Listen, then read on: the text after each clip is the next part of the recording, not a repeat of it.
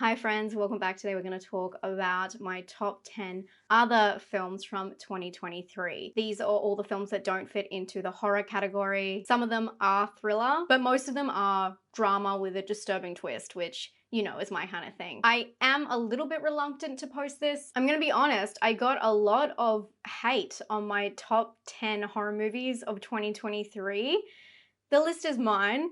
This is pretty obvious to most of us, but what sucks is, of course, I can just ignore the comments, but I like reading the comments. A part of this is interacting with you guys, and that's actually my favorite part. I don't know why everyone got so weird about, about what I included and also what I didn't include. People saying I'm getting paid to put films on my top 10. I can tell you that I've never been paid to review a film, any rating for it, and I've never been paid to put something in a top 10 list. That is ridiculous. It's kind of insulting, but it's kind of insulting to your own intelligence. Honestly, if I wanted to cater to someone, I would be making more popular choices. So get ready, because this list, if that one pissed you off, this one's really gonna piss you off. It's so crazy to me because I like looking at other people's top 10s to see what I missed, but other people want to compare and say what should and shouldn't be in there. If that is how I valued a human being, oof, Lord help us all. But let's move into 2024 and be nice to people, because we're all going through shit, okay? And a lot of you guys know that I have been going through some intense grieving, and it's just the worst thing to be so excited to share something with you guys and to be knocked back for my own opinion is so stupid. Like, it's just not the energy we're bringing into 2024, I hope. I hope all of you who are watching are here to find picks that you may have missed, and just because you're interested in what I like. Let's jump into it. Starting at the bottom, Sick of Myself. This is a Norwegian satirical, dark drama with almost comedic aspects because of the satire. It is the story of a woman who feels overshadowed by her boyfriend's recent rise to fame as a contemporary artist, and she begins to do anything to get attention and be the center of attention in his life and everyone else's lives. I found this one to be quite quirky but extremely dark, and it's just so interesting to look into the psychology of this, but it's played out because of the attention factor and because, you know, they're almost these kind of stereotypical contemporary artists. So I feel like centering around this younger couple, it was like a really interesting take at what people do to seek attention and how far they will go. There's also kind of like a taste of body horror in this one. So I definitely do not believe it's horror, but I can see how people can derive that from it, and we love genre-bending films here. I just thought it was a very unpredictable, wacky ride that is a profile story, making a satirical remark about our culture's need for attention at any cost, and just watching her go from extreme to extreme. If you have seen any other films like this one, please recommend it to me in the comments. I would love to see them. Next is a really sad entry, a film that I didn't expect to even like, to be honest. It's called A Good Person, and this is Zach Braff's film that he wrote during the lockdowns in 2020. He was dating Florence Pugh, who is the main character at the time, and they had this traumatic event happen on their property with another family staying near them. And he wrote this story kind of processing grief and guilt. I have to say, I'm not a fan of Zach Braff's films at all, so this one really surprised me. I thought I'd just give it a go because I love, like everyone, Florence Pugh. It follows Allison, whose life falls apart after her involvement with a fatal accident. Morgan Freeman's also in this one, and he is, oh my gosh, I just loved his character. It's so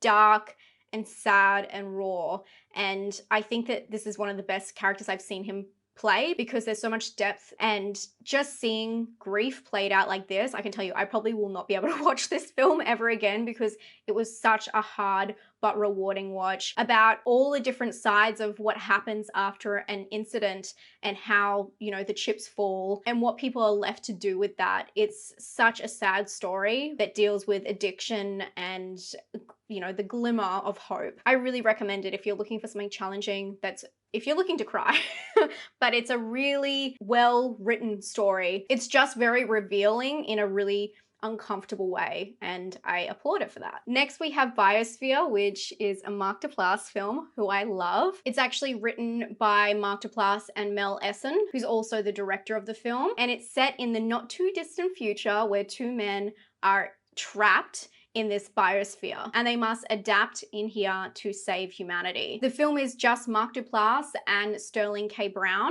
I honestly don't want to say too much about this one because it has such a amazing, I wouldn't say it's a twist, but take on what happens between them. And it's very poetic. It's just really well done. And it's one of those films that once you know what's gonna happen, it just changes everything. And I saw Mark Duplass, after the film came out, putting out on socials for people not to spoil this one because it's so easily spoiled. But it's such an amazing unraveling, watching all of the puzzle pieces come together. It is very kind of quirky, light comedy, drama, kind of mumblecore, philosophical conversations about purpose and where we are, and it won't give you all the answers, but it's just a beautiful, poetic, cutesy, but very meaningful movie, and there's just nothing like it. So I'm sorry I couldn't give you more information, but I really don't want to spoil it for you. Please watch this one. It's definitely worth its runtime. After this one, I have another sad one for you all. It's Past Lives, a beautiful story about love lost and who we may have been and how things change. And I think everyone can kind of relate to this in a way, in a small way, but the story it focuses on makes it so much more of a kind of like a black, well, not really black and white because the whole thing is gray, but it makes it so much more of a contrast between lives. So this one is a very slow drama. It's listed as romance as well, which I guess makes sense, but it's the saddest romance you'll ever see. It's about two friends who were deeply connected in childhood in their time in Korea. And then Nora, the main character, she moves from South Korea to America, and 20 years later they reunite as Nora has completely changed. It's the meeting of two souls and the reflection of destiny, you know, all that easy surface level stuff. The silence in this film says everything. It's such a beautiful film to watch play out, the chemistry. It's just done so delicately that I absolutely loved it. I bawled my eyes out. The other day someone told me that they didn't cry when they watched this film. Oh, I know who it was. Henry, if you're watching. Henry, I met through this. You are cold. Anyway, it is a very slow film, but I just think it's such a beautiful story and I can understand why it got so much praise. It had over 36 wins through the film festivals, which is insane. Next is another delicate story of two people. One location for this one, it's Sanctuary. This film was really fun to watch unravel once again, and it is a lot more twisty than anything else. It's definitely more thriller skewed. It stars Christopher Abbott and Margaret Qualley, who I absolutely love, and it's this strange drama thriller dance between the two as we follow a woman who is called to meet Hal, a wealthy client who has decided that this may be their last time they meet. If you know what it's about, I feel like I just don't want to spoil it because I had no idea going in, and it's really fun. The scripting on this film is phenomenal, the way it plays out and the twists and turns, and I don't want to ruin anything. It's against everything for me to ruin this film, but the acting in this film, it really lets Margaret Qualley especially show every facet of herself, and what a dream role. Very challenging for her, but it just shows her immense talent. It had me guessing until the final moment. It is about relationships and a lot of power play. So if you're into that kind of, you know, two people in one space and this kind of power dynamic back and forth between them, and you like those kinds of films, I would highly recommend this one. It's very edgy and just a really fun watch. Although I would recommend not watching it with any family members, okay? I'm gonna give you the heads up. I watched this in a cinema. I think it was just me and two other guys, and there were some very awkward moments. But to be honest, that's pretty usual for me in the films that I like. After this, another probably the most awkward on this list and just fun. Just awkward, like a car crash and you just can't look away, is May December. This one is actually a Netflix original and it says it's a comedy drama, but I still can't figure out what's comedy about this. It stars Natalie Portman and Julianne Moore, and it's this amazing story about Natalie Portman, who is working on, she's an actress in the film, and she's working on this film, or, you know, trying to put together the character and how she's going to play her for a real life person who has committed a chilling act or a very controversial act. And so she goes to her house and spends time with her and her family, trying to get a hold on who she actually is as a person and why she may have made this decision. The film is really interesting because you feel like it's Julianne Moore's character is so strange and awkward, and the interaction between the two, while they have this little dance of trying to need things from each other but not saying it up front, is really fun to watch. But also Natalie Portman, her character, also has her own stuff going on, so it becomes this strange reflection of herself. It's a very interesting subject matter, and the way they play it out, it will have you wondering what is next. And this film gave me full body goosebumps at one point. It had this one scene that had me really stumped, and yeah, it's definitely a film that kept me guessing where it was going to go, even though I had seen parts of the trailer. It was very thrilling. A lot of people complained about the music transition between a lot of what's going on because it feels very Lifetime, but I feel like that's meant to play into the stylization.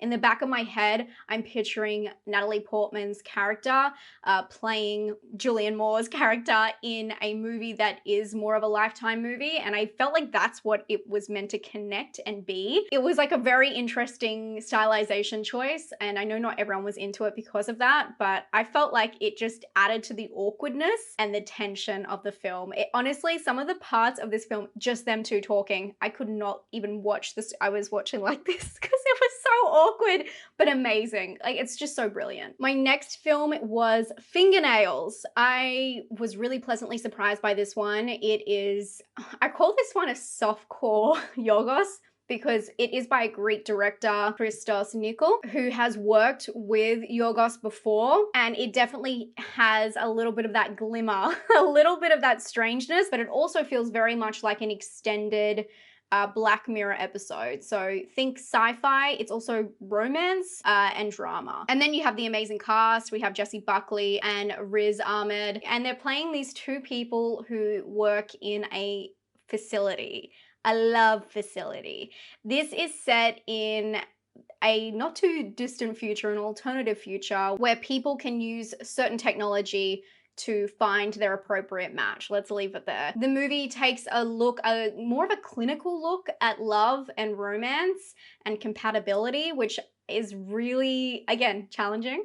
My favorite word this video. And I guess that's why it reminds me so much of Black Mirror, because it's a look at technology and how that influences human relationships. So it is a highly romantic film, but not in it's more in a sad way, to be honest. It's more of a sad, reflective look at society and, yes, love in a clinical sense. So I thought it was really interesting.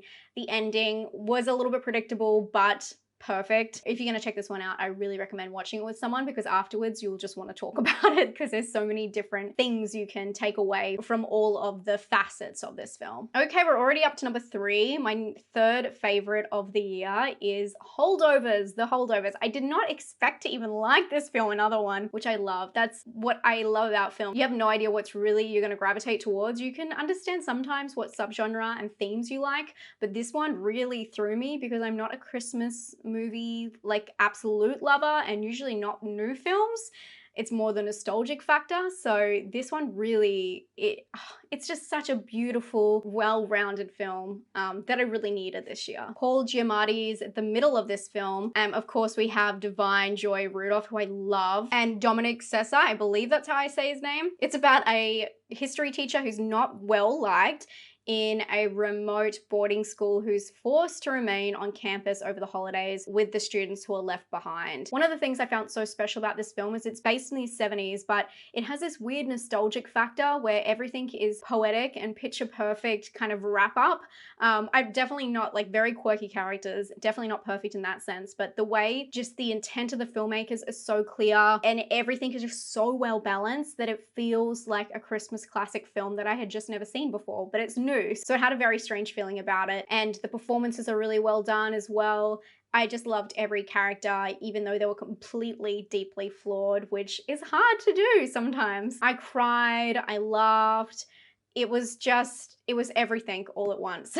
So I really enjoyed watching the Holdovers. I know it's not for everybody, and I honestly didn't think it was for me. So I recommend, if you are into, you know, drama comedies, you may want to check this one out, okay? It might work for you. I was really surprised. My friend Danny actually went and saw this one twice at the cinemas, and I was really interested. I know that she likes Christmas movies, but I was very interested because it didn't seem like her typical film. And after I saw it, I know exactly why. And this is one I will be suggesting to people in my real life. So I feel like it's very universal. Okay, you knew this was coming. The next one is Saltburn. This is a comedy drama thriller. A lot of people asked why I didn't put in my horror, because I find it more of a thriller. I was really excited about watching this one, and I know a lot of people have just seen it recently because it headed to streaming, but I was so happy when I found out it was coming out in cinemas here at the same time as America. So I have a come with me for this film because I knew it was going to be darker, because it's directed by Emerald Fennell, who is just fantastic, and has Barry Cogan, who I love, and Jacob Elordi, Australian represent. Although Rosamund Pike was kind of my favorite character, her character was my favorite in this film. It is a dark, twisted tale about a poor boy who is in university and he just wants to be accepted, and he gets in with one of the cool kids on campus, this young, charming, aristocratic classmate who invites him to his eccentric family's estate for summer. And it's about his relationship that forms with the family and just how the family are. It's a very twisted ride. It's all about glamorizing the dark and disturbing, and it's just an absolute ball. It's a ride. It's murder on the dance floor, in fact. This film has very disturbing elements, or very sexual themes, I would say. So I keep warning people, do not watch this with your family. It's got very sexual scenes, but done really right. It's very raw and very brave. It's a very brave film, and I think it paid off. It paid off immensely, and it's just a fun film. And although there's definitely a little bit of predictability, I'm glad they take it all the way there. And it's a very good payoff for the film. I really enjoyed that. And when they have a payoff, of course, even if it's predictable for you, it scratches that itch, but they take it even further in this film, and they allow that payoff to fully sink in and give you the full extent of it. So if you've seen it, you know exactly what I'm talking about, and I love it for that. It was very daring and very fun, and yeah, I really enjoyed this film. I know everyone else did. If you're a disturbing fan like me, it definitely had some disturbing elements. Not too many, but enough for it to have some that scene moments. Okay, we're here at my number one, and I can't wait to see the comments. Guys, if you want a channel that's going to pander to you, you can find that elsewhere. I'm always going to be truthful with my own opinions, and I have shown that, especially through last year. Did you watch my Exorcist video? And I think and I hope that you guys find that refreshing and that vulnerability. It's hard to do, okay? So we're here with Barbie. Barbie was everything to me. The source material for Barbie is wild. It is literally a Barbie doll that has been torn apart, controversies, especially I guess later in life, but it has torn apart little girls' lives, their body image. It has gone through controversies with what Barbie can do and can't do, and it still remained a staple in the kids' aisle. It remained a staple, an icon, and it meant so many things to so many different people. So to take a toy, a literal toy, and make a movie that turned into something else. It was controversial in the way that it approached Mattel, the brand that made Barbie, and reflected their values. It pushed the boundaries on that. They went just further than I thought they would. It turned into this amazing story, of course, of girlhood, but everything in between. It was such a loving and fun movie, and I feel like a lot of people downplay the relationship between Ken and Barbie, both of them coming into their own. And Greta Gerwig said in an interview that the film was about everyone in society letting go of what no longer serves us. That's just such a beautiful way to sum it up, because it just works on so many levels. And I went and saw it twice at the cinemas, and I just It's just so fun. The costumes, the set design, all that set design as the transition scenes were all built real. All the costumes, the way that the land comes together, and the comments on society. Either way is just so, I just thought it was so daring. A movie about Barbie? Are you kidding me? We got life-sized and then we got Barbie. And I just was so impressed. I was so impressed. It was just nothing like I thought it was gonna be. It was so much more, and they went to every avenue. I can't help it, guys. I gotta tell you the truth, and I absolutely love the Barbie movie. Anyway, there you go. That was me on the internet being brave. Can't wait to read the comments. Thank you guys so much for hanging out with me. Let me know your top 10 non-horror movies down below. I would love to read them. I love when they're very different to mine because you give me a lot of suggestions, and that's what we're all about here. It's all good vibes, suggestions. At the end of the day, movies are everything, but they are just movies, and being nice and kind to each other is very much more important, especially in today's world. So I love you guys, and I'll talk to you all very soon. Stay safe and stay spooky if you want to be, or you could be Barbie.